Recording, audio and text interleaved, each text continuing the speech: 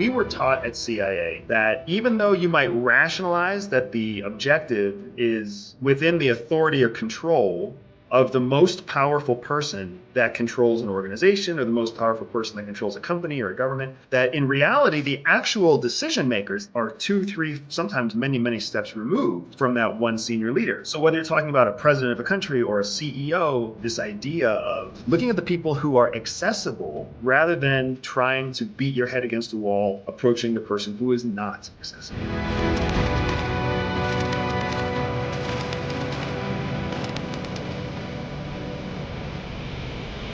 Thank you for being on this podcast with me, because today is one of those days where I really don't want to record. I know. We we went back and forth this morning via text, like, oh, we should really do this today.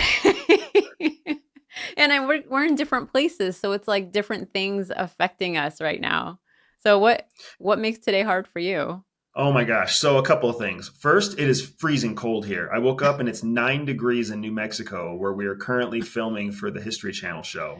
That sounds And awesome. then my whole lower body is sore because I had a big leg workout 2 days ago. Yeah. So 2 days ago. So it's not even like second day soreness. It's like third day soreness now. And the cold just makes it that much worse.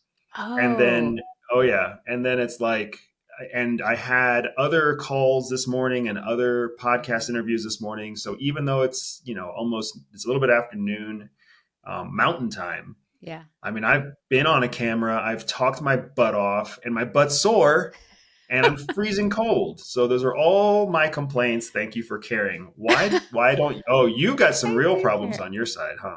I have life problems, the one of the kids is sick, so I stayed up late with one of them, and then I was woken up at 5:30 by the other one who's sick today. And I'm pretty sure, I'm prepping all of my immunity soups and juices and all these things because it's just going to go through all of us. So I prep all my food when one kid gets sick in preparation for me to be too sick to cook anymore.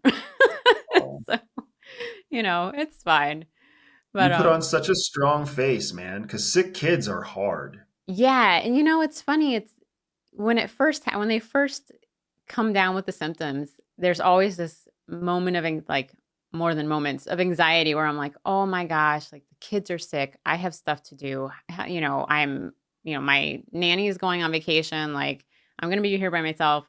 But then after about an hour of those thoughts, I'm like, you know what? We really don't have to do anything. I can literally order my groceries through Instacart and somebody else can do that for me. I don't have to leave my house. I can call off on work. I am blessed enough to be in a position where when the virus rolls through the house, we can just nest, right? And take care of each other and take care of our health, and the food and the rest is the most important.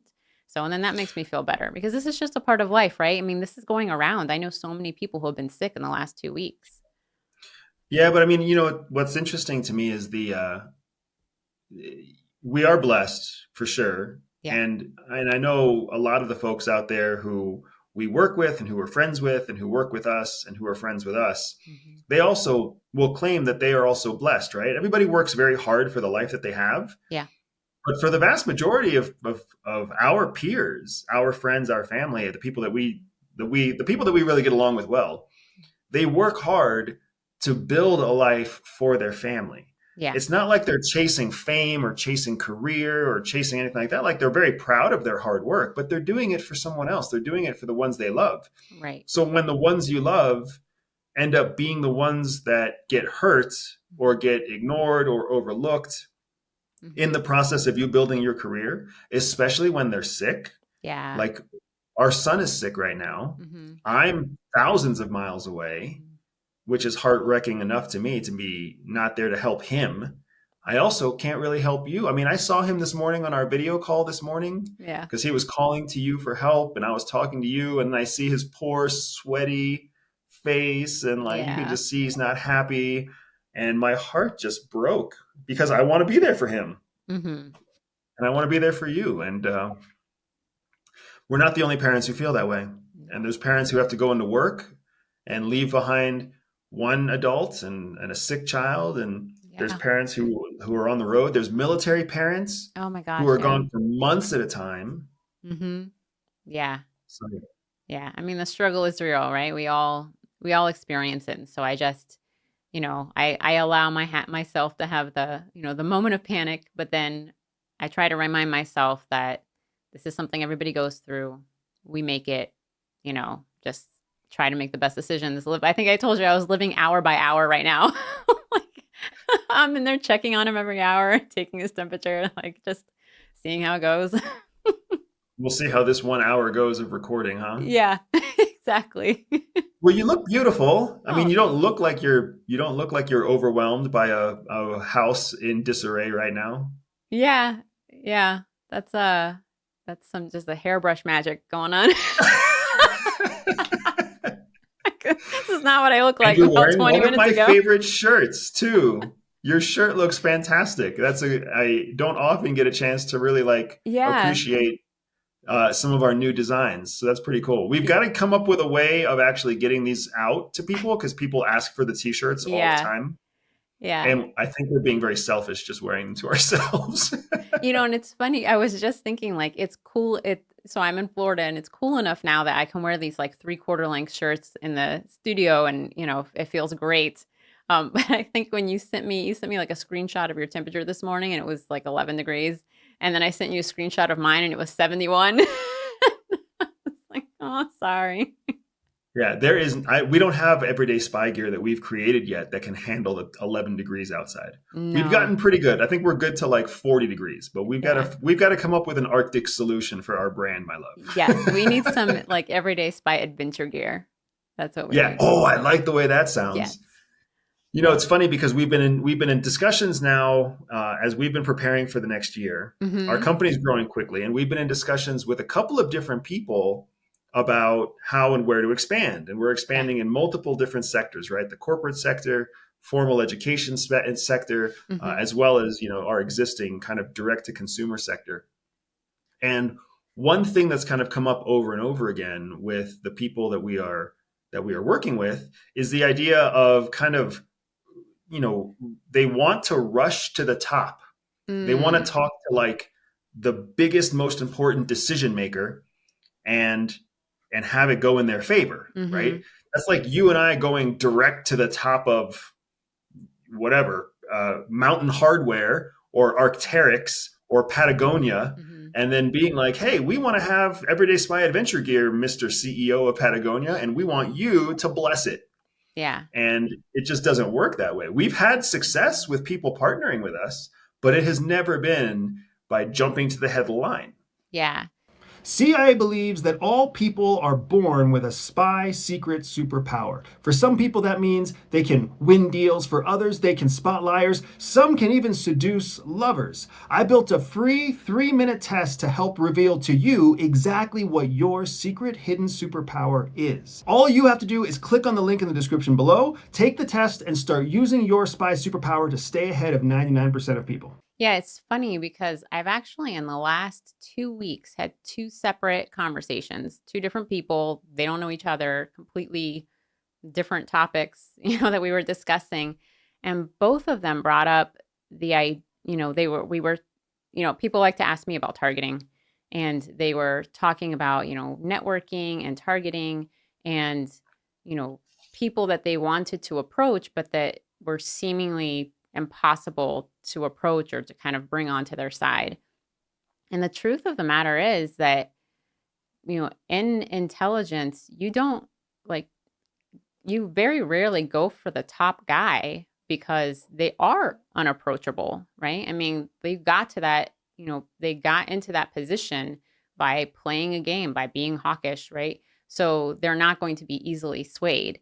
And that's okay. Like the guy who you think has the most information and probably does have the most information, it's okay that they're not approachable and it's okay that they're not your actual target because oftentimes you have to look around them and see who has influence in that over that person or in that area and or who else has access, right? Right. So yeah, I thought it was really interesting because it's come up a couple of times now. And I think, people, it would be great for people to be able to understand, to broaden their target set, right? I mean, even if you're looking to date somebody, right? Maybe you can't approach that super hot guy or girl directly. Maybe you approach them through like their group of friends or through something that they like to do. It's a roundabout approach to get access, to get to know them better, to be in front of them, right? Like the direct approach is at the top. It's the whole reason cosplay exists. Yeah. So that we can go to a nerd convention and see all the girls dressed in these smoking hot little cosplay outfits and immediately identify which ones are possibly a little bit freaky. Instead of meeting them at a bar where everybody's wearing winter gear because it's freezing cold outside and you have no idea which ones are a little bit freaky.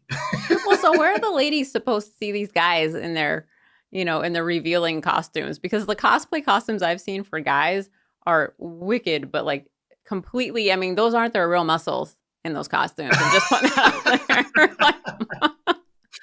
Well, I think cosplay serves two different purposes for women and men. It's like Halloween. Halloween serves two different purposes for women and men. For men, it's a chance for them to show what they're into, like all the men who dress up like the ghost from Scream, and all the men who dress up like, you name the anime character that they show up as with their crazy Japanese anime hair and their foam swords, right? It's a chance for men to express their like secret nerdy side, whether they're nerdy about horror flicks or nerdy about anime in a safe setting. And like I can tell you as a man, when you dress up in cosplay and you go to a convention, you are secretly hoping that some like beautiful, stellar, amazing, intelligent woman is going to walk up to you and be like, "Oh, you're really into Pikachu too? I love Pikachu." And then you'll be like, and then, the gates of heaven open and you have the most amazing sex with a woman who can talk Pikachu all day long. Like you can. That's what we're secretly hoping for. What is a woman dressed in a revealing, skimpy, sexy fairy outfit at a cosplay convention? What is she secretly hoping for? I'm only speaking from my own perspective, but maybe it's meeting another woman in a scantily clad outfit. That's just me, though. I don't know. But what's the goal there? Is the goal there because you're like, you look cute and sexy, I look cute and sexy, aren't fairies cool? Or is it because you're looking for a girlfriend? Guys are always looking for a partner. Guys are always looking for a hookup. It's funny you bring this up because this touches on something else that I was recently talking to somebody, and that I was being asked questions about targeting, but something else where, when, just like you said, you have a target, maybe you have a specific one, like a specific person, but maybe your target is like a hot person, right? A hot person that I want to date. Maybe that's the target and you just don't know exactly who it is yet. But part of that strategy of putting yourself in something that you can relate to, right? It can't be something that like, if you don't like blue cheese and you go to a blue cheese conference to meet somebody, like that is not going to work in your favor. But if you like comic books and anime and stuff, and and you're like, this year I'm going to really get into it to be able to go to these whatever, like, or you enjoy chess, but you're not a nerd about chess, but you're like, you know what? I'm going to go to this chess conference because I want to meet somebody. Like, that's a great tactic because you're putting yourself just a little bit outside of your comfort zone, but you're putting yourself into somebody else's comfort zone, right? You're putting yourself into somebody else's interest. And it's really, really a great tactic to connect with people, like for no matter, So no I matter can what see you're that trying I to do. lost you on the cosplay conversation. I was really excited to hear about why you would talk to a half-naked fairy, but I can see that we're not going to get there today. So we can talk in more specifics about work for now. Hopefully when the cameras turn off, we'll have a different conversation. But well, when you take me to the next MegaCon. There we go. We've got to up our con game too. Because going to a convention with a 10-year-old seriously limits the types of adult activities that you can participate in at a convention. But that's all right. So let's get into some of these examples because I think this is a really interesting conversation because we were taught at CIA that you're pursuing an objective. Mm-hmm. And even though you might rationalize that the objective is within the authority or control of the most powerful person that controls an organization or the most powerful person that controls a company or a government, that in reality, the actual decision makers, the real mechanics who make something possible are 2, 3, sometimes many steps removed from that one senior leader. Mm-hmm.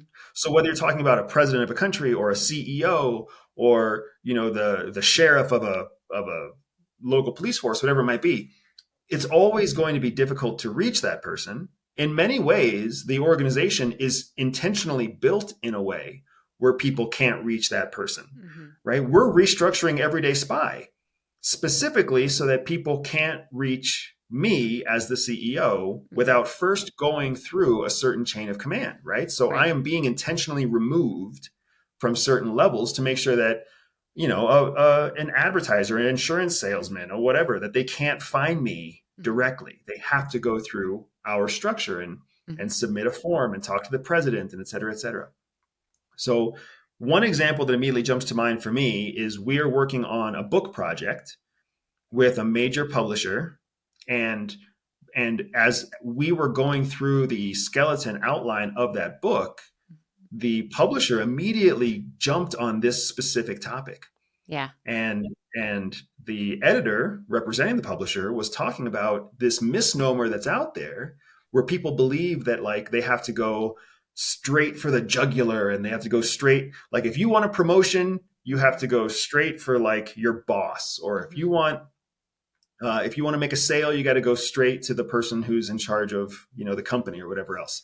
Yep. And the idea that we had shown her with Everyday Spy and with the way that we were taught at the agency, she thought that there was incredible editorial value in this idea of looking at the network that feeds the decisions up. Yes. Looking at the people who are in a position of influence, looking at the people who have a responsibility, looking at the people who are accessible, rather than trying to beat your head against a wall, approaching the person who is not accessible.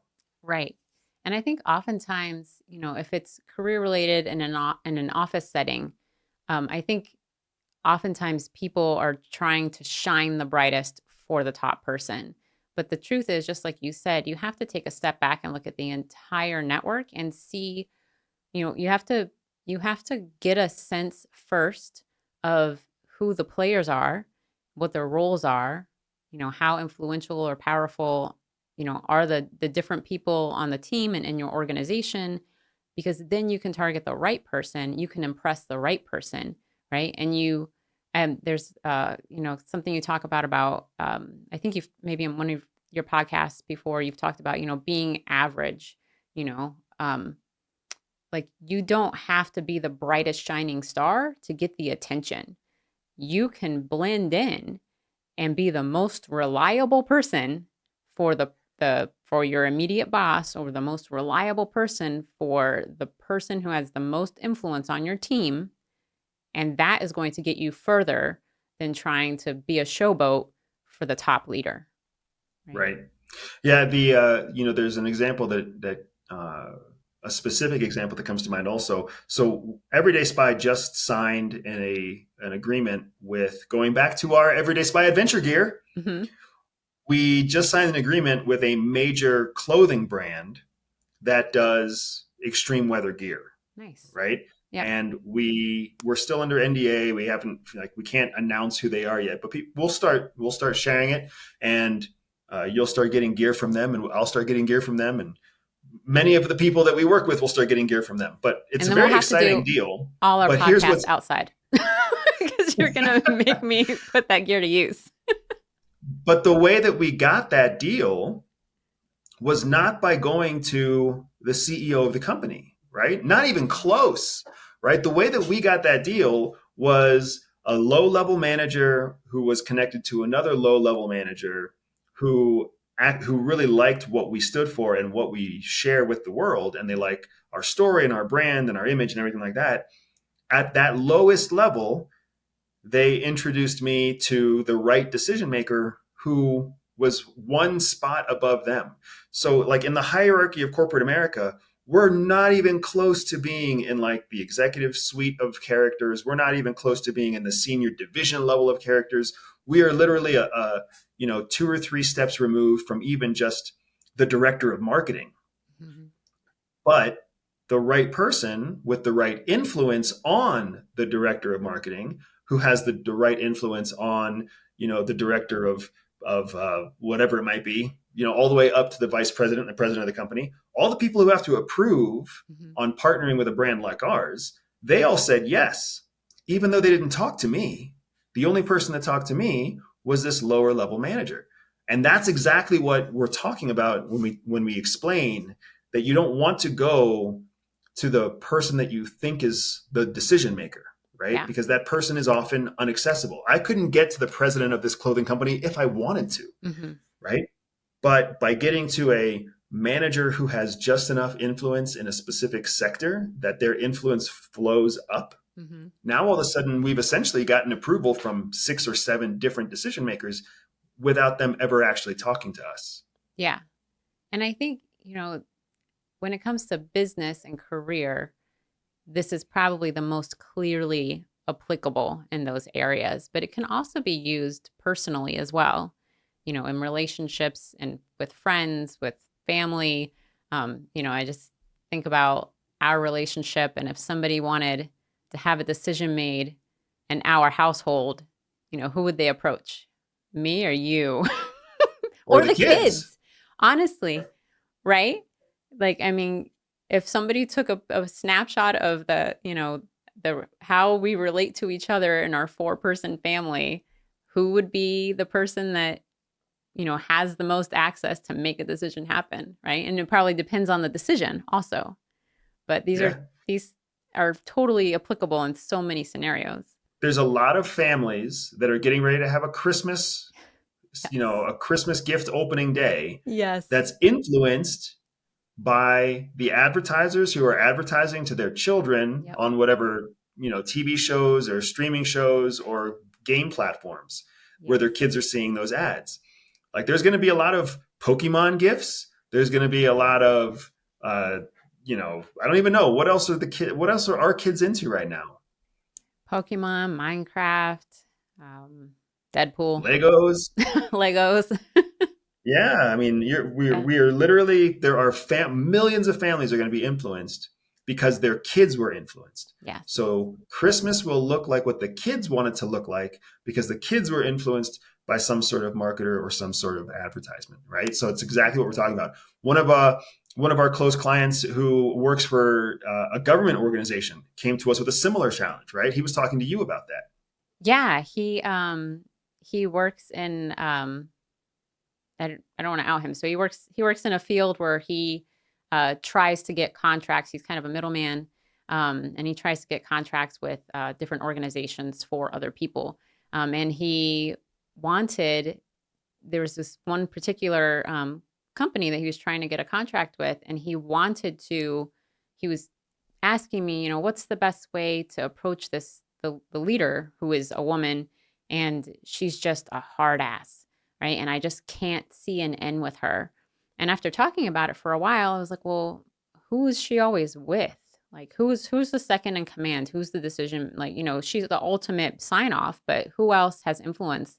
And he was able to name somebody right away. And I was like, that's the person you need to learn about. That's the person you should be courting, right? That's the person that ultimately will have the influence on the person above, right? Because they're going to, you build that relationship, that rapport with them, that social capital with them. And then when you go to cash that social capital in, they are the ones who are going to make the push for you, right? Just Right. like, it'd be great to get the top person. And I'm not saying you can't do that, but the amount of time you would spend trying to do that and the probability that would work, it's just not worth it, right? Yeah, you see this mistake being made in media all the time right now too. Mm-hmm. If you read headlines on any major news platform, what you're going to read is about the leaders of countries. You'll hear Biden's name, Netanyahu's name, Zelensky's name, Putin's name, Xi Jinping's name. You hear the names of these world leaders Mm-hmm. as if they themselves are the decision makers, Yeah. when they are really the signing authorities. All the decision makers are beneath them, Mm-hmm. right? 2, 3, 4 steps beneath them. There's advisors who tell Biden what to do. There's advisors who literally write the words that Biden is going to say at a news conference. Mm-hmm. And the same thing is true for all these world leaders. So what ends up happening is, we attack and we criticize, or we follow these headlines that attack and criticize these various world leaders, and people start to think that they're the problem. And they also sometimes think that they're the solution. Mm-hmm. If only we had Trump. Mm-hmm. If only we had DeSantis. If Mm-hmm. only we had Biden. Like, no, those people are far less powerful than you actually think they are.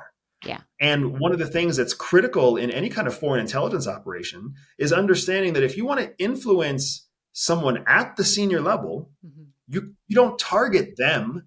You target the person who's 2, 3, 4 steps removed from them, but who has influence over that person. Exactly. Yeah. It's really all about the access and the influence. That's what you're looking for. Those are the two things you're looking for in a person, that you're targeting for a specific result, right? You're looking for their access and their influence to get what end goal you want, right? That's what it is.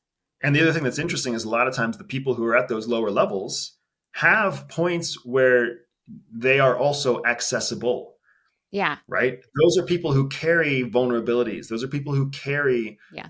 Personal challenges, because they carry the weight of their responsibility, of their authority, right? Mm-hmm. The advisor to Biden, the advisors to Netanyahu, the advisors to Xi Jinping, Mm-hmm. they carry a tremendous amount of stress and pressure.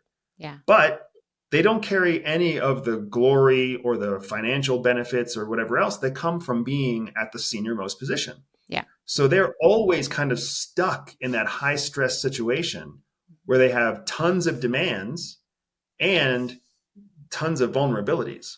And that's what makes them so uniquely suited to any kind of intelligence operation. Mm-hmm. Because if you want to know who needs a friendly hand or a friendly ear, or if you want to know who needs a stiff drink, or if you want to know who needs a prostitute, or if you want to know Mm-hmm. who needs a day off, it's those people. Mm-hmm.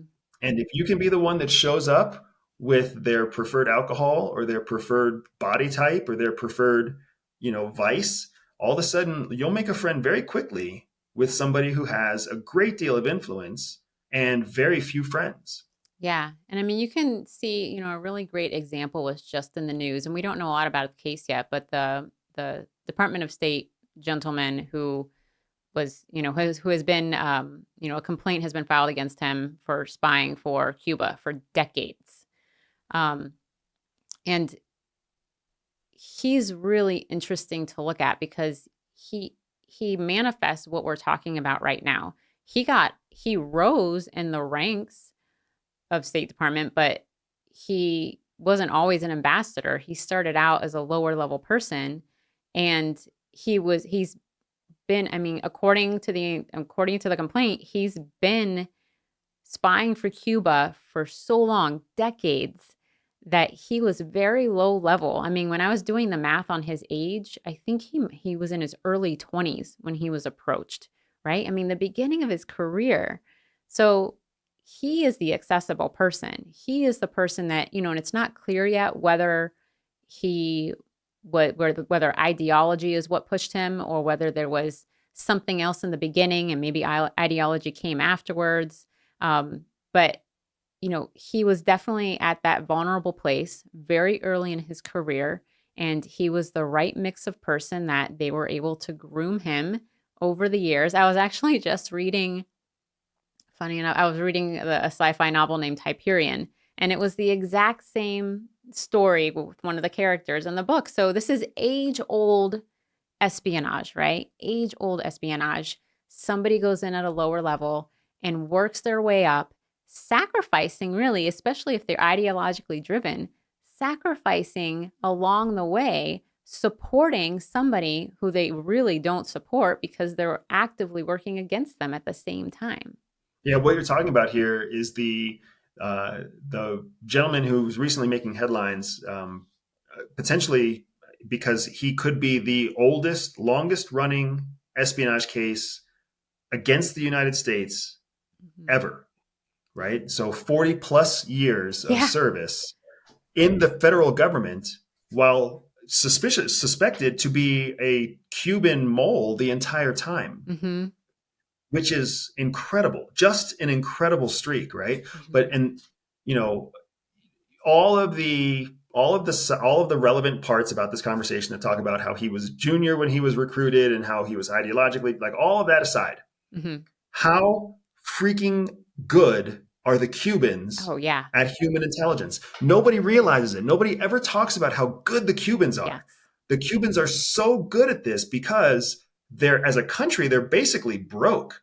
Mm. But they have this strong ideology, and they have a fantastic way of finding other people who share that, like, socialist ideology Mm-hmm. about, you know, if we can all work together, we can all make the world a better place. And it's incredible because that ideology really is what drives a lot of young, politically minded Yes. government service professionals, especially in democracies. Yes. So in the UK, in France, in Germany, in the US, in Canada, right? Our junior level officers are all very much believe in the greater good and serving a nation and making the world a better place. And the Cubans know how to find and just Mm-hmm. tap into that ideology and turn people into reporting sources. Yeah, absolutely. I totally agree with you. The Cuban intelligence service is so good. And they have this, just like you're saying, they have this really interesting methodology that works for them because they're able to export this ideology, which is so fascinating. And there's somebody that, when was the last time, before that article came out, when was the last time your average American thought about Cuba? Probably, I mean, the whole like, well, how often do you think about Rome? Like, people probably think about Rome more often than they think about Cuba. But the truth is that Cuba and Cuban intelligence have a way of infiltrating under the radar other countries in various ways, because there's you can look up news articles about how they've infiltrated Venezuela as well, right? The influence that they've had there. So they influence in this way where they're kind of like that rotting apple at the bottom of the barrel that nobody really notices until it's too late, until suddenly you see 5 other rotting apples and you realize that they've had their hand in it, right? They've been the whole time behind the scenes and nobody noticed. Yeah. The most famous former Cuban spy against the United States is Ana Montes. Mm-hmm. And every 10-ish years, you'll see a new article about Ana Montes. Mm-hmm. And what's really fascinating is that, at the same time that her case was running, there was another Cuban intelligence penetration of the State Department. Right. His name was William something. I always forget his last name. I'm pretty sure it was William something, an older gentleman, he and his wife. So for this period of time during the Clinton administration, like early 90s, Ana Montes, who was penetrated, was a Cuban penetration of DIA with this gentleman, I forget his name right now, William something or other, who was a penetration of State Department. And then that gentleman's wife, who was also at State Department. Essentially all Cuban policy decisions that were being reported to President Clinton were coming from these 3 people. Yeah. Perfect example of what we're talking about, where the Cubans found someone at a very low level who had a great deal of influence over the policymaker, President Clinton. Cubans could never convert President Clinton because, like, no intelligence service is going to have real success converting a sitting president. Right. Like, and this is one of the things that drives me crazy about all the conversations about Donald Trump. What is Donald Trump a source of the Russian intelligence service? If he is, it's because they found him decades ago when he was a low-level business person, or even an aspiring business person who was trying to make ends meet. That's how intelligence works. Intelligence doesn't work in, like, some rich guy approaches some other rich guy and they shake hands and have a cigar and all of a sudden they're committing espionage. Right. It has to be, something like decades old before it gets to that level, just like we saw with this gentleman who's now under in a complaint, an indictment. I'm not sure what the right word is currently for potentially spying for 40 years and being a penetration of the U.S. Department of State. Yeah, there's a big difference between espionage and influence, right? And people at the higher levels can be influenced, but it doesn't mean that they're committing espionage, right? Right. It's a whole different ballgame. Right, exactly. So, do look at President Biden, for crying out loud. President Biden is under criticism for being influenced by Chinese companies, just like Donald Trump was under criticism for being influenced by relationships with oligarchs. Right. And Barack Obama was under criticism for being influenced by big lobbyists. Like, of course, influence is not illegal. Right. Right? Corruption is illegal. Espionage is illegal, but influence is not. Influence is how the whole world works, whether you're trying to get a promotion in your job or whether you're trying to change the future foreign policy of a country. Right now, Taiwan is in the final few days before they go to the polls to elect a new president. Yes. And the whole, well, not the whole world, because most of the world doesn't even care or know that Taiwan's going through an election right now. But we care. But everybody who's watching China-Taiwan is sitting there waiting to see, will China successfully influence the elections in such a way that the ruling DPP separatist party is replaced by a pro-China party, right? And even more than that, there's a chance that the current separatist government in Taiwan, who wants to separate from China, there's a chance that they'll actually be replaced by a unity government made up of two other political parties who have never gotten along ever, but might actually work together because of Chinese influence campaigns. Whether we like it or not, that's all totally legal. Yeah. That is not espionage. That is influence. Yeah. And I'm a personal fan of influence. I find it such a fascinating topic. Because you're twisted. It's human psychology, and it's funny because it's human psychology. Everybody falls prey to influence. And that's one of the reasons that you and I are always talking about assessments and identifying the facts and looking at the data, because the only way to protect yourself from influence, from outside influence, is by doing those things, by going through those processes of knowing what somebody else is really talking about, because influence is so powerful because it's so emotional generally. And it's so easy to just go with it because you feel it. It feels right. So it's so interesting to me how masses of people can be swayed, because they don't take the time to protect themselves. They don't take the time to seek the truth. You're talking about how people can protect themselves. I'm pretty sure we had a question about something similar, right? Oh, yes. So interestingly enough, in this festive time of year, we've gotten like 4 or 5 questions in a row where people were asking about how do you deal with hostile people who are condescending, people who insult you, people who intimidate you. And I just thought it was so fascinating that, we're in December, multiple faiths have celebrations this month. And those are the questions that are coming through. So, yeah. I think that makes perfect sense. because let's be honest about this festive season and let's be honest about the holidays, right? Yeah. Hallmark makes us all really excited for the holidays. Yeah. But we all know that also means we have to be with our families, not like our kids and our spouse, mothers-in-laws and mothers and fathers-in-laws and fathers and cousins-in-laws and people who are unfortunately related to us through these things right here. That's where hostility and condescension and criticism and all that awkwardness comes from. And how do you deal with that? I can absolutely understand why people are asking those questions right now. Those are great questions to ask right now. Well, and you know what's funny is there were a couple of questions that were very clearly about what people felt like were hostile work environments. But I guess if you're looking at the end of year and you're like waiting for a bonus or you're preparing to take time off, I can see how that would apply in the same vein, right? Where maybe your work environment is a little bit hostile right now. Everybody's under stress. Maybe you're not going to get Yep. the bonus you thought. Maybe your boss doesn't want you to take that vacation you want. Who knows? Yep. Yeah.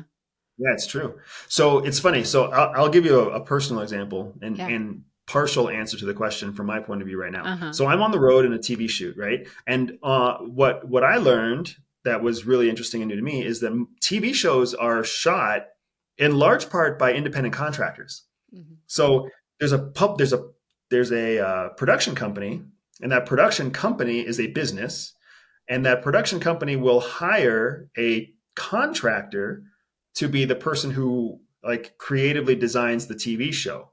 Mhm. And the production company will sell the TV show idea to some sort of studio, whether it's Netflix or Amazon or, Warner Brothers or whatever. So it's really just a business selling a product to a buyer. It's Mhm. at its base. But once the TV show idea is purchased, everybody who makes the show, from the story editors to the cast like me, Mhm. to the video camera operators, the audio people, the production people who make the sets, the costumes, and all of those people are contractors, right? Mhm. So in our TV show, there's this constant struggle because the one person who's most accountable to the production company is also the most demanding person in the show. And everybody else who's technically not an employee, Mhm. so who technically is like, there's no boss for them, Mhm. but they're constantly having to like deal with these challenges, these conflicts with the person who's in charge of the show. So I've had a number of people come up to me on the show, on the set, and be like, "Hey, how do you deal with this person? Because like Mm. they're condescending and they're hostile and they're aggressive and they're bossy. Like, how do you deal with it? Because you're in the same boat as us, right? You're cast. You've Yeah. got to deal with this person too." And what I always tell them is that when you take a minute to look at the hostile person and think through what they are being hostile about, not who are they being hostile to, Mm. not how are they being hostile at all. If you instead think what is making them act in a hostile way, oftentimes what you find is that you can relate, understand, and predict that person, and you stop worrying about them being hostile towards you. So in our Interesting. case, the person who's in charge of delivering the final television show, when you stop to think about the fact that they are being hostile because they've got deadlines to meet and budgets to meet, and they've got 16 people who are all independent contractors who could quit at any time, who could leave at any time, who could get sick, who could do a bad job, who could drop a camera or corrupt a SIM card or who knows what. Like, there are so many things that could go wrong that this person is essentially choosing to micromanage in an effort to try to prevent things from going wrong. And Yeah. once you see that, all of a sudden you realize it's not personal. They're Mm. not condescending to you. They're just terrified about failing in their job, and they feel like they don't have control. That's really interesting. And I like your advice because I think that's a great first step, right? I think that's, the first thing you do is put yourself into the other person's shoes and understand what it is that's causing the hostility. But then what do you say to scenarios where you do that? Well, I don't, it's funny because the question I want to ask is what do you say about scenarios where you do that and the person's just a jerk or the person really is out to get you or the person is still hostile, but then that makes me wonder if you're putting yourself in the other person's shoes, will you ever come to that conclusion? Will you ever get to the place where you're like, that person's just out to get me? Or does that conclusion indicate that you haven't properly understood what that other person is being hostile about? That's exactly what my experience has shown me, is that Interesting. anytime you land on the conclusion that this is all about me, Yeah. you've missed it. Mm. You missed it. Because here's the truth of it. The truth of it is nobody cares about you as much as you do. Mm-hmm. So if you ever land on the conclusion that the reason this other person is acting the way they are acting is because they just are out to get you, what you're basically saying is that you are more important than they are. And that is a violation of the first rule, because nobody cares as much about you as you do. Mm-hmm. So you're missing something, right? If you think this person is out to get my job, this person hates me because I'm prettier, or because I'm better at gymnastics, or because I'm better at my job, or they want to replace me, or I'm too expensive for the company and they're just trying to fire me. If that's ever the conclusion that you're landing on, if you ever land on a conclusion that has to do with you personally, you're missing it. It's a giant warning flag that you've got the wrong idea. In fact, what you need to look at is, what is it that you represent? What is it that you do? What is it that what impact do you make? Because that's most likely what is actually threatening the other person. Interesting. So the only other thought this topic brings up for me, because I love your response to this, but I do know of people who are in situations, and what I think they're saying when they ask this question is they don't feel empowered to get out. They feel like they're stuck where they are and there's hostility, but they can't escape. I was talking to a friend a couple of months ago who feels stuck in the job, but he keeps saying it would really screw them if I left. And I'm like, it doesn't matter if you leave or not. If you feel this way and you can get out, you feel, please be empowered to leave. There's always something else. And if it's such a hostile situation, it's really not going to matter to them whether or not you leave. It matters to you that you're putting yourself in a situation that you find more tolerable. Right. And I think what's really happening there, I don't know who your friend is, but for sure that what strikes me is that they realize that the alternative of leaving is less tolerable than staying in a hostile environment. Right. Yeah. And whenever we've got to remember that our actions show others what our own limitations are. So if you treat me like trash and I stick around, it's easy for me to feel like, oh, you're the asshole because you treat me like trash. Yeah. Whereas from your point of view, you're like, I'm not an asshole. I'm pushing you hard and you're obviously not leaving. So there must be something you like about being here, being pushed hard. Yeah. Whether it's the paycheck or the future promotional gains, or maybe it's because there's no other jobs out there, whatever. So that's the benefit of taking a second to look through the eyes of the hostile party. Yeah. Because all of the questions, all the ideas about hostile and condescending, like these are all words that we use to basically attribute to someone else and how they're treating us, which is another way of saying these are words that we attribute to how we feel about someone else. Yeah. And I know that's exactly what I see happening here on set in our show all the time. All the conflict on our show basically comes down to individuals who are assigning their feelings through an emotion or through a label that they're putting onto somebody else instead of just accepting that it's the way they feel. So to put it another way, one of the things that I do whenever I find myself in a position with somebody who is just like unswayable, unchangeable, right? Yeah. When I am in a room with your mother, whose opinions cannot be changed, whose point of view is set in stone, right? Whose ideas and ideology are not only cast in iron, but there are like shards of glass glued to the top of the iron fence that protects her ideology, right? At some point, you just have to accept that this person is the way they are. And if I'm going to let the way they are hurt my feelings, that's on me. Yeah. Because they're not trying to be a jerk. I can guarantee you, my love. Yeah. Your mother is never trying to be rude. No. She is never trying to be cruel. She is never trying to be ignorant or mean or savage. She is never trying to be any of those things. Yeah. even though the people around her sometimes feel like they are being attacked. That's on them because they're trying to change your mom. Don't try to change her. Just embrace her for what she is, accept that this is the way she is, and all of a sudden your life gets a whole hell of a lot better. Yeah. I love your perspective. Oh, I love you. And because I love you, I also love your mother. My Happy parents holidays. love you so much. You are the son they never had. My love, thank you so much for making time to talk today. Yeah.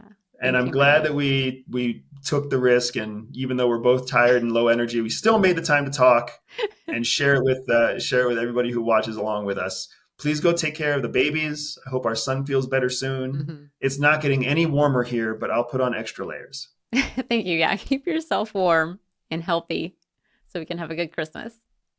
Yes, and I will be home for Christmas, and I'm very Thank excited for goodness. that. Us too. We're counting the days. I love you, girl. All right. I love you, babe.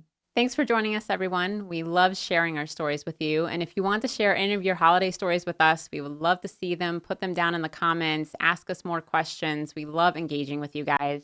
We hope everyone here has a very happy holiday and stays warm this season.